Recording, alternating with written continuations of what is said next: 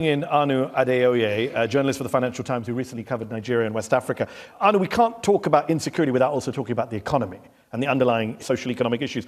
Is the average Nigerian both safer and better off under President Tinubu? The obvious answer is no, right? And before I get to that, I want to talk to what Daniel said. I always find it very interesting with Nigerian government officials who cherry pick statistics about the US and the UK, but they never say how many hours of uninterrupted electricity has the United States had compared to how many Nigeria has had. They never try and find, the good statistics that Nigerians don't benefit from. If you look at the poverty numbers, this is according to the Nigerian Bureau of Statistics. More than 120 million Nigerians are living in multi-dimensional poverty. So that's not just people who lack $2 a day. That's people who can't afford food, who can't afford shelter. And even if you look at the numbers of the people who have died, right? These are wartime numbers for a country that is officially not at war. And so I think it's really, really difficult to make an argument and say, things are trending in the right direction. Casualty numbers, wrong direction. Poverty numbers, wrong direction. Right.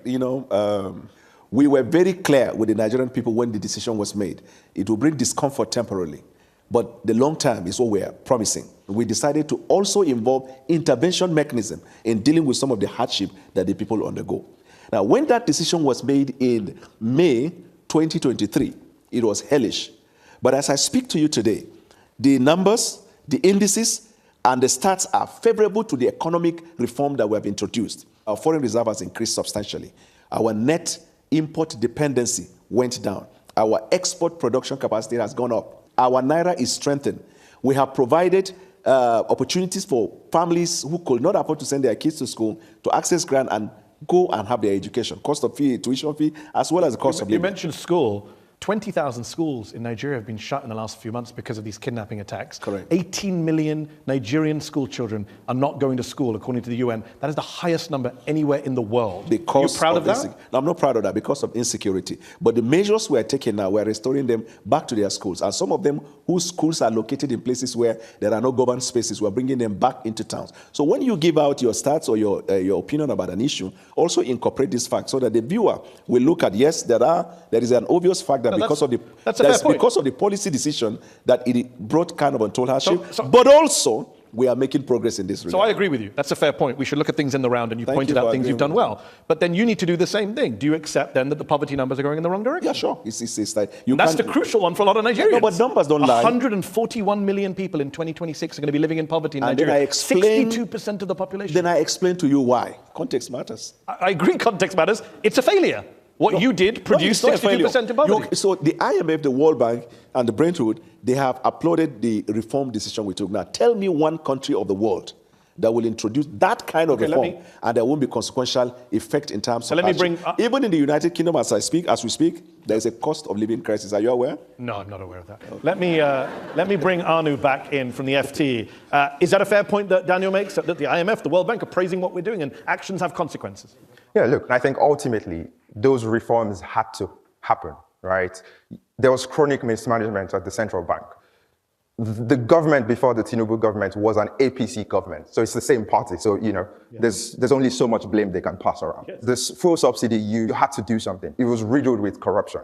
But then the other part of that argument is doing those reforms should not be the end goal. It should only be the starting point. What you need ultimately is foreign direct investment in Nigeria. You need people to bring money into Nigeria to invest long term. Robust foreign direct investment in Nigeria. Let me bring in Tunde. Tunde, Anu makes the point, it's all APC governments. So you can't really blame previous government. This is all your party has presided over the situation in Nigeria. Do you Definitely. That's why you have a president that is economically reliable to put the economy in the right trajectory. This is the first time you see people rushing to come and invest in Nigeria because of the key economic reshaping surgery that is taking place in Nigeria. So you can tell that Nigeria of yesterday is not Nigeria of today. We have to go to the break, but last word to Aisha.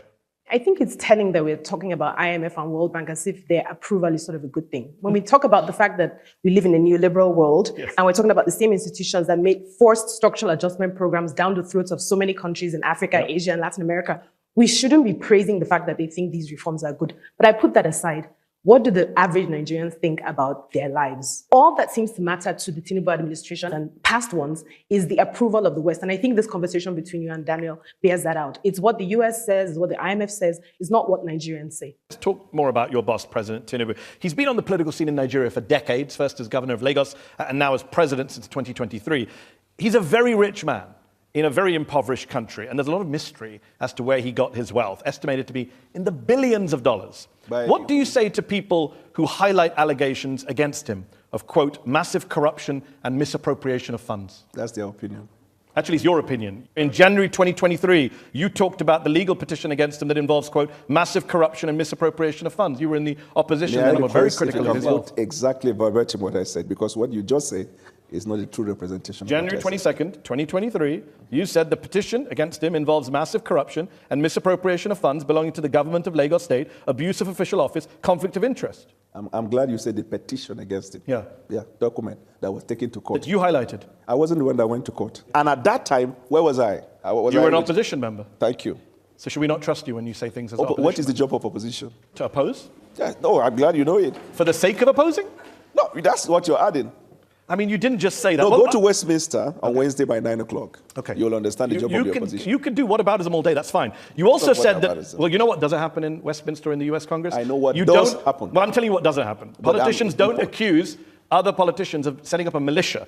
They also accuse the governing party you said at the time, on mistake in judgment in appointing someone that eventually turned out to be somebody in the FC. Yeah, if you think that this is comparable to Starmer and Mandos said, good luck to you if that's your defense tonight. You said at the time that Tinubu started a militia to sway the election corruptly and that they even threatened you. So how can we take anything seriously you say tonight in his defense? Your opinion, Nigerians... So my opinion is your opinion. Sorry, Daniel, it's your opinion. That was litigated in Nigeria to conclusion, and then as a country we moved on. We are more interested about the deliverables that we have for the Nigerian people, and we look for opportunities. Nigerians are very concerned about corruption, and Tinubu, you said this, Tinubu and his people created a militia. This is the first time in the history of Nigeria we've seen a political party creating a militant arm leading to election. Your words, January 2023. Context is everything. There is no context. I'm coming. You are quoting the things I said when I was in the opposition. And I understand that's uncomfortable for you, but you did say them. If you want to disown them, that's fine. For you to ask anything I've ever said. So does he have a militia that tried to kill you? He doesn't have. I never said he tried to kill me. I myself have received threats from him and his camp. Your words. I never said that. You didn't say that at a press conference on January 22nd, 2023. You're just denying. I never said that. Who said it then? A look-alike? No, I don't know what you meant by that. I know I complained at the time about the conduct of election.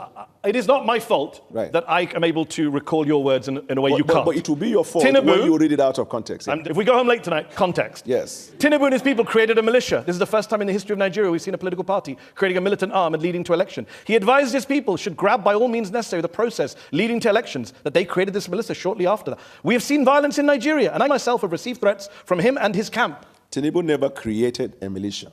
Tinubu is one of the foremost politicians in Nigerian history. Tinubu and his people created a militia. Who said those words, Daniel?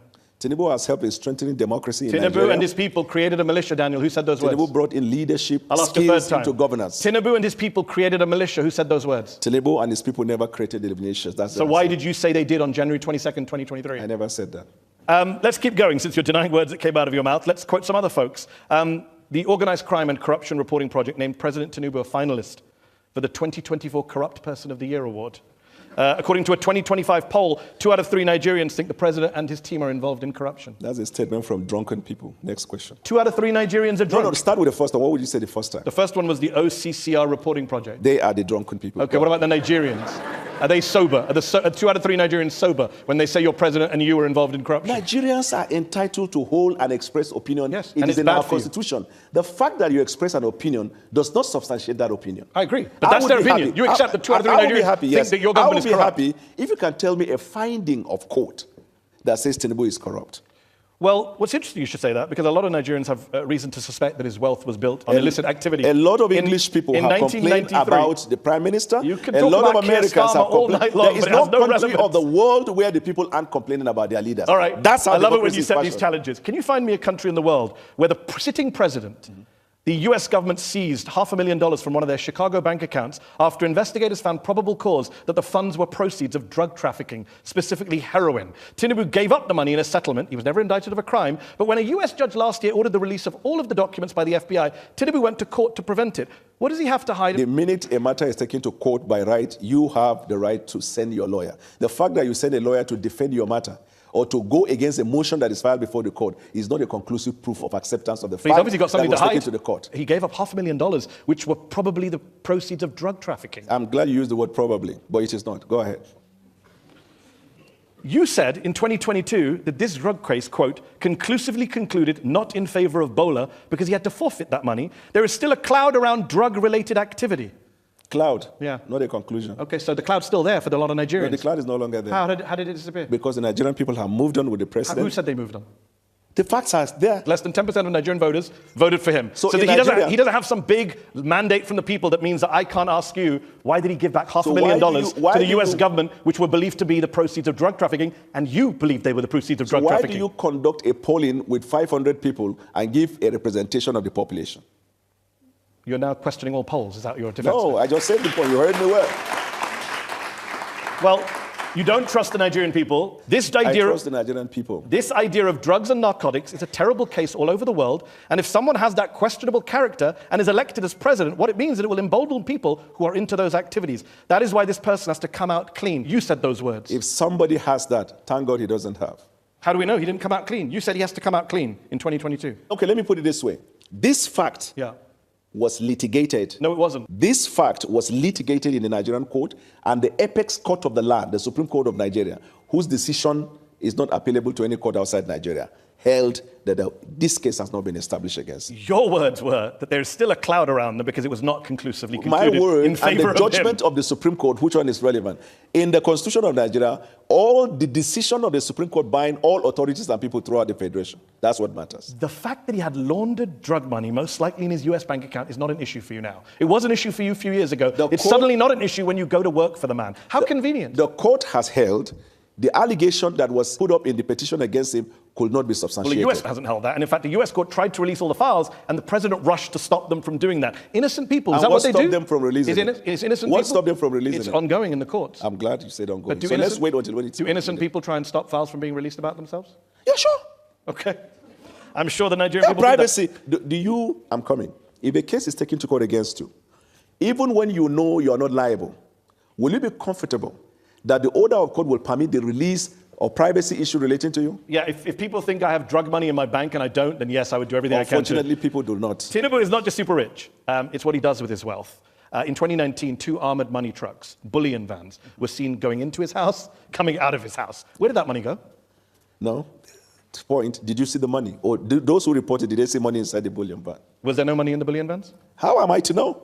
You said it was money in the vans at the time. I never said 2023, February. You How said, could I have known it's, there was money it's a in the- tragedy that I know your words better than you do. There is only one person in Nigeria who is alleged to have moved money through bullion Yes, no, vans, of course, and that that's fake person news. is the presidential candidate. You said that on February 17th on Channels Television, 2023. Thank you for notifying me. So where did the money go for the bullion vans? There was no money inside. So why did you say there was? I said there was no money inside. But you said at the time you said he's the only person to have moved money in bullion vans. When did I say that?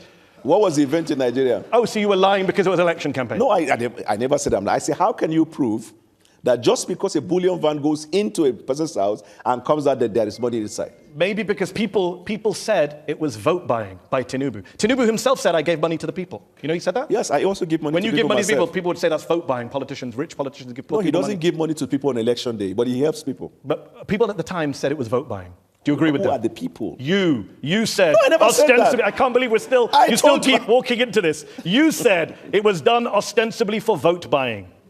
Do you agree with Daniel Bwala or not? Please don't lift up a glass of water.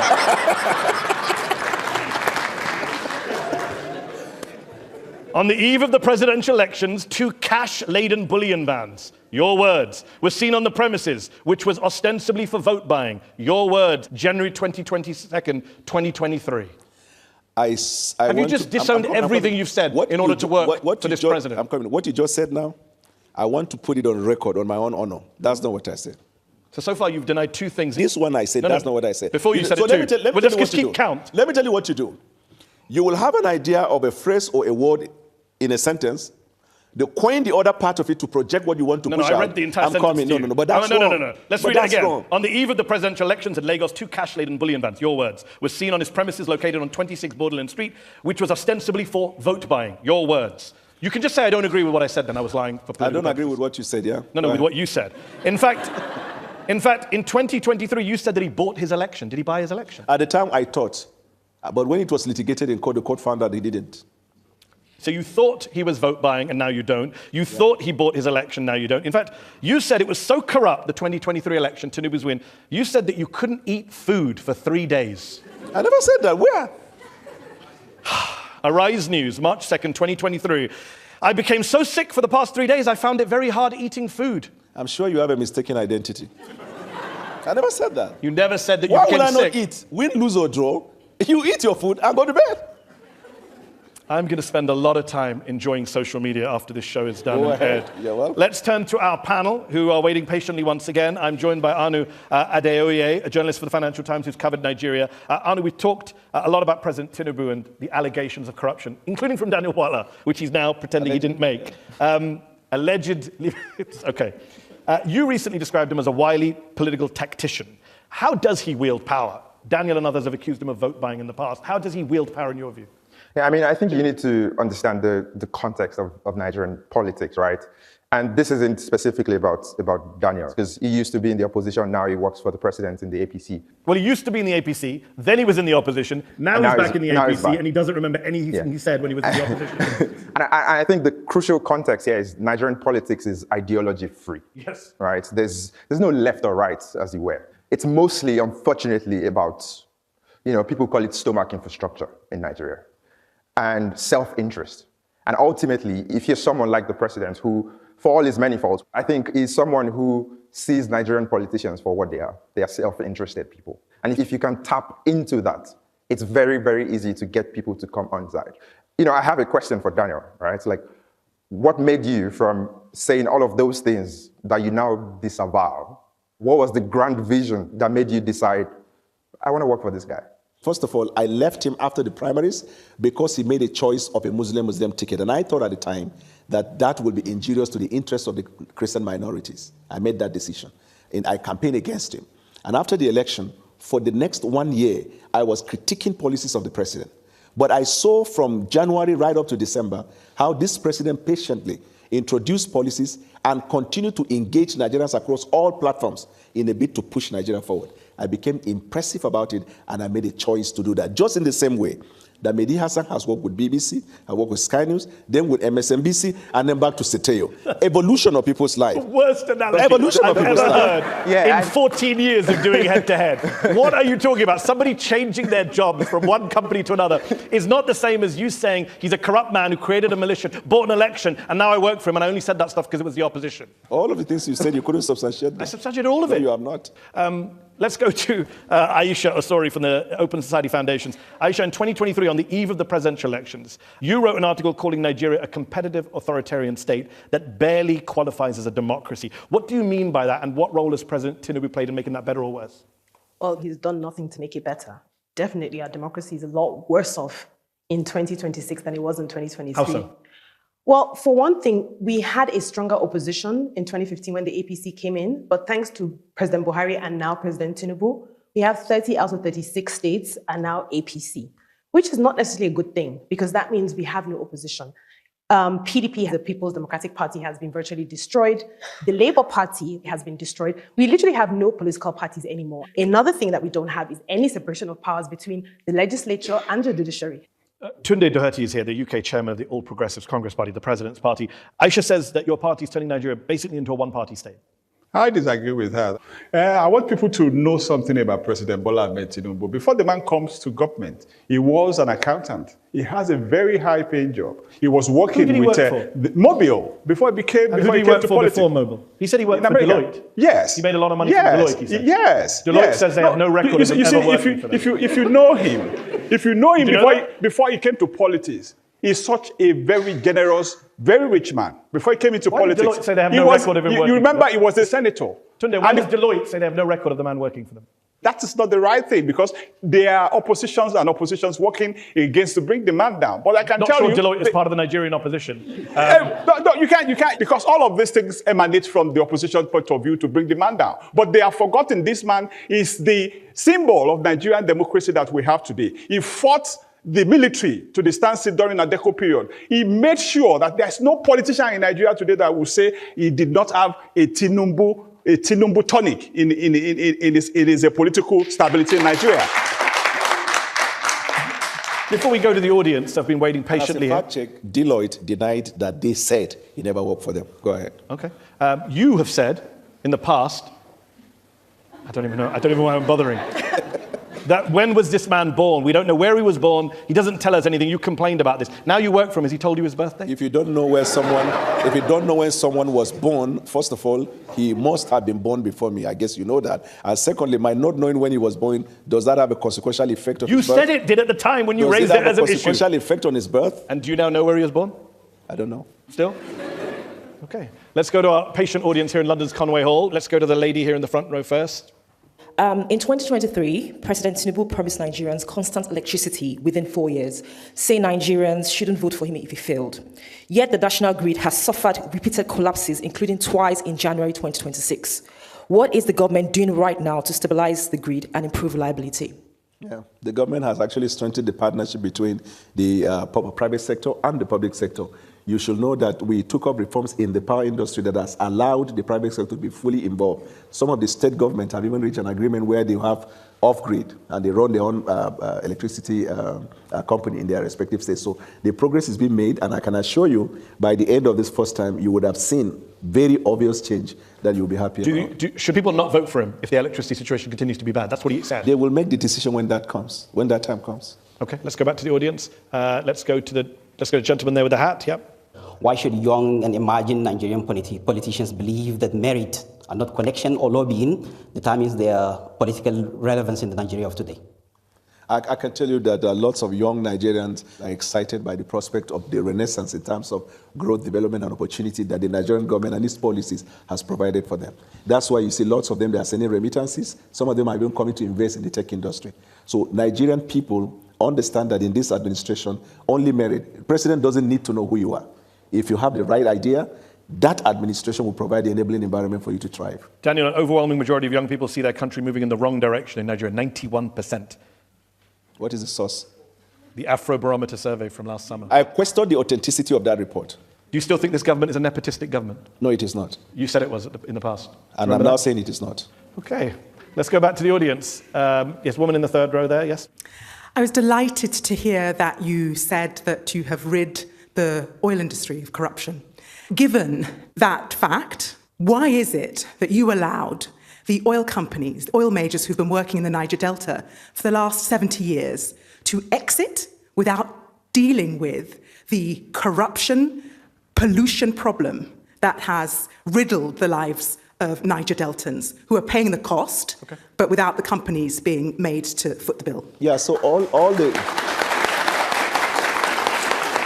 the foreign oil companies that invested in Nigeria, they did so based on the agreement they have with the government. When this government came on board, we introduced reforms, including in the energy sector. Some of the companies who felt they couldn't bear, because most of the investigation found out, most of them were just rent seekers over the years in successive government.